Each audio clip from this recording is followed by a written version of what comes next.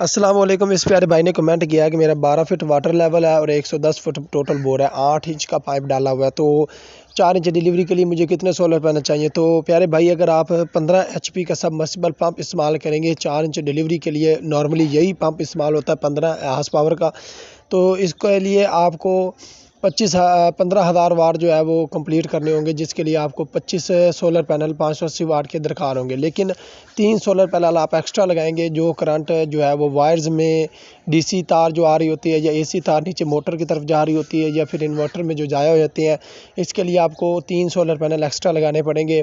तो आपको तकरीबन 28 सोलर पैनल लगाने होंगे। बाकी मज़ीद रहनुमाई के लिए स्क्रीन पर नंबर दिया गया होगा, उस पर आप रब्ता भी कर सकते हैं। अगर कोई भाई बात और कोई पूछना चाहता है तो नीचे कमेंट करें, मैं कमेंट पर शॉर्ट वीडियो अपलोड कर दूंगा, तो उसकी रहनुमाई हो जाएगी। वीडियो देखने का बहुत शुक्रिया। वीडियो पसंद आई हो तो लाइक लाजमी कर दें और चैनल को सब्सक्राइब कर लें ताकि नोटिफिकेशन आप तक पहुँचे।